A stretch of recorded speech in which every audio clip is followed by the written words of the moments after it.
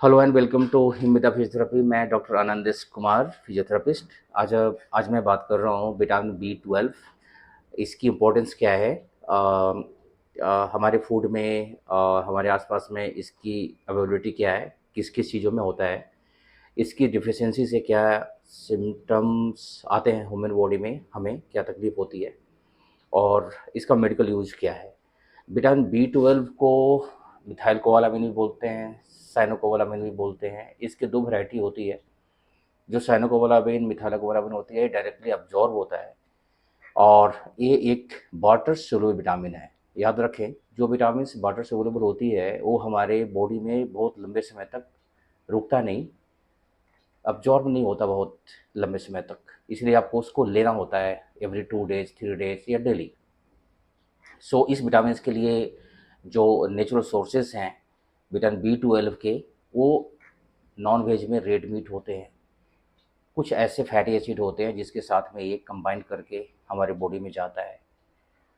हमारे जितने भी नेचुरल सोर्सेज हैं उसमें कुछ न कुछ मात्रा में इसकी प्रेजेंस होती है। विटामिन B12 के टैबलेट्स आते हैं, मेडिसिन के फॉर्म में आते हैं, जिसको लेना चाहिए। इसकी इम्पोर्टेंस क्या है? ऐसा देखा गया है और रिसर्च में ये आया है कि विटामिन B12 अगर ना हो तो सेंट्रल नर्वस सिस्टम की ग्रोथ और नर्वस सिस्टम की ऊपर में एक नर्व में एक शीथ होती है, माइलिन शीथ होती है, जिसका फॉर्मेशन नहीं होता, जिसके कारण से नर्व में तकलीफ़ें आ सकती है। सो जब भी आपको देखते हैं कि जब भी आपको नर्व से रिलेटेड कोई प्रॉब्लम होती है तो आपको विटामिन B12 या मिथाइल कोबालामिन या साइनोकोबालामिन डॉक्टर्स प्रिस्क्राइब करते हैं और इसे ज़रूर लेना चाहिए। उम्र के साथ में, बढ़ती उम्र के साथ में विटामिन B12 कम हो जाते हैं और उसे मेंटेन करना चाहिए। इसका जो नॉर्मल लिमिट, लोअर लिमिट है वो 500-600 के यूनिट तक में होनी चाहिए। अपर लिमिट कभी कभार 1000-1500 तक भी चला जाता है, लेकिन 5 और 700 के बीच में होना चाहिए जब वो जो आप लैब में टेस्ट करवाते हैं।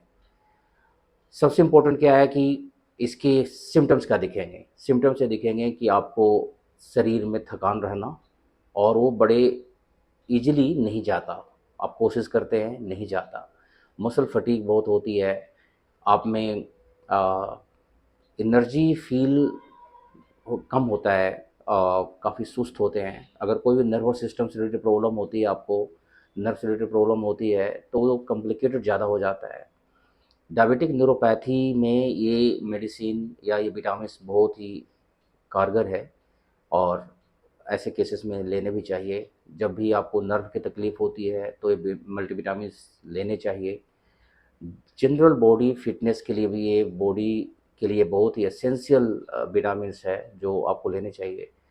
मोस्ट ऑफ द मल्टीविटामिन्स जो हम लेते हैं उसमें होता है, लेकिन इसकी जो क्वांटिटी है वो बहुत ही कम होती है। वो कोई 50, 60, 80, 100 माइक्रोग्राम होता है। और एक नॉर्मल ह्यूमन बॉडी में जिसका उम्र 15 साल से ऊपर है और बॉडी वेट 50 से ऊपर है, उनको कम से कम 1500 माइक्रोग्राम मिनिमम चाहिए एक दिन में। ये रिकमेंडेड डोज हो सकता है। मेडिकल प्रैक्टिशनर इसमें अल्ट्रेशन कर सकते हैं उनके इंडिकेशन डिजीज़ के हिसाब से। सो मल्टीविटामिन्स में विटामिन B12 का काफ़ी इंपॉर्टेंट रोल है। मैं एक सब इम्पोर्टेंट चीज़ बताता हूँ आपको कि ये मल्टीविटामिन्स आपको लेने कैसे होते हैं। ये हमेशा आप ओरली लें और कोशिश करें कि ये आपके ब्रेकफास्ट के फूड के साथ में हो या लंच या डिनर के साथ में हो। ये अब्जॉर्ब कैसे होता है, बहुत ही इसका यूनिक तरीका है अब्जॉर्ब होने का। जो सलाइवा हमारे माउथ में जो वाटरी फ्लूइड होती है, सलाइवा जो होती है, उसमें एक प्रोटीन होता है, ये प्रोटीन के साथ में बाइंड हो जाती है और वो बाइंड होकर के हमारे बॉडी में जाती है। इसे रिलीज करना होता है, इसे रिलीज होना होता है, क्योंकि ये प्रोटीन के साथ में बाइंड हो गया तो जब तक ये रिलीज नहीं होगा अपने प्रोटीन से, तब तक ये हमारे बॉडी के दूसरे पार्ट के साथ में लिंक नहीं होगा। तो ये बहुत ज़रूरी होता है कि हमारे बॉडी में इस तरह के केमिकल रिएक्शन चलते हैं कि ये माउथ से स्टार्ट होती है इसकी अब्जॉर्प्शन, और माउथ से जो रिलेटेड जो आपके सलाइवा है वो पेट में भी जाता है, तो वो चीज़ें, वो प्रोटीन पेट में भी होता है। वहाँ भी ये बॉडी के साथ मेडिसिन उसके साथ में अब्जॉर्ब हो जाता है, बाइंड कर जाता है, उसके साथ में इसकी अब्जॉर्प्शन होती है। सो विशेष ख्याल रखें जब भी आपको विटामिन B12, जिसको मिथाइल कोबालामिन या साइनोकोबालामिन बोलते हैं, बॉडी में कम हो तो इसके इंडिकेशन दिख जाते हैं। झुंझुनाहट आती है, करंट जैसा आपको शरीर में फील होता है। दूसरी बीमारियों में भी होता है, लेकिन उसके साथ में आपको डिफरेंशियल डायग्नोसिस करनी होती है कि हाँ, ये डिफिशिएंसी तो नहीं। अगर डिफिशिएंसी इंडिकेटेड है, अगर आप नॉन वेज नहीं लेते, कॉमनली नॉन वेज में ये बहुत ही ज़्यादा होता है, वेजिटेरियन फूड में कम होता है, लेकिन ऐसा भी नहीं है कि नहीं होता। जब भी ये कम हो जाए आप इससे टेस्ट करवाएं, और टेस्ट करवाने के बाद इसको लेना स्टार्ट करें। मिनिमम 15 डेज टू 1 मंथ का कोर्स ज़रूर करें, और इसके टेस्ट तुरंत करवाएं। जैसे आपने कोर्स किया, इसके बाद टेस्ट भी करवा लें कि हाँ, ये मेंटेन हुआ है नहीं हुआ।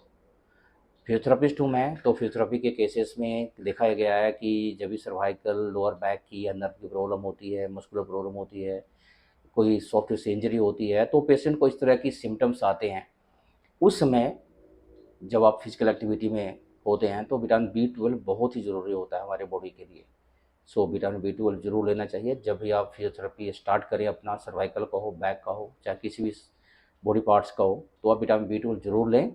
कंडीशन ये है कि आपकी एक्सेसिव ना हो, क्योंकि मैक्सिमम टाइम लोग मल्टीविटामिन लेते हैं और वो मेंटेन हो जाता है बॉडी में, तो आपको अलग से लेने की ज़रूरत नहीं है। So take care.